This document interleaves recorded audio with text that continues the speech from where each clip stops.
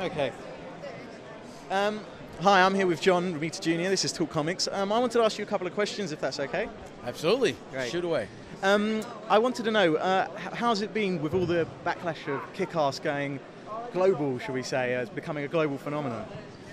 The first thing I would say is flattery, but I think it is what should be, because it's a quality product. And since the writer is Briton, and well, he's actually Scottish, and the director of the film is a Brit, and I'm the artist, and I'm an American, I think it covers several countries, but I'm very happy that it does, because it became worldwide due to that. And I'm very happy with it. And the quality of the product, you can't deny that. What do you think about the British scene and the, because you spoke about British writers, but in general the quality of British writers?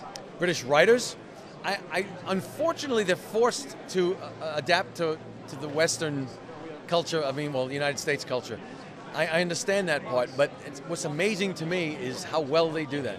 The colloquialisms and the language, the culture, is they adapt to it. I don't think the American writers adapt to European culture quite as well. So I think it's a testament to the British writers. Obviously, you come from a very famous family as well in the comics industry. Yeah. Well, what does it feel like to have stepped out of a shadow and actually be going to be remembered and respected in your own right? That must have been really tough. I never felt it. It was never thrust on me. It was self-imposed. Let's just put it that way. Nobody ever forced it on me.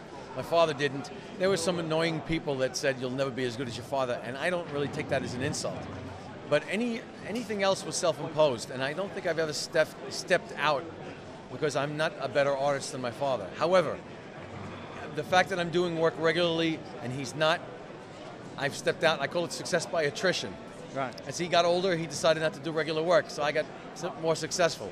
Had nothing to do with the change, the comparison in quality of art. Great. And you've worked on Spider-Man, and that's been an amazing success. In fact, it's working with another great writer, Straczynski. It's been one of the greatest successes Thank you. lately. And is there any other great Marvel characters, maybe DC characters, or independent characters of any kind that you feel that you'd like to do or work on that you haven't done yet? Somebody asked me that in the recent panel discussion, and if I had a choice to choose, I would grab Doctor Strange and go in a strange direction, excuse the expression. That's a character that has not been tapped properly as far as I'm concerned. Other than that, I have two properties that I've created, and one of them is called Schmuggy and Bimbo. That Howard Chaykin is going to be the dialoguer, but it's my creation from scratch, my characters. And they're based on two hitmen that grew up with my parents in the 1940s. And I created a story wrapped around these two guys. And then there's another story based on a deceased best friend of mine who was a New York City police officer called Jack the Cop.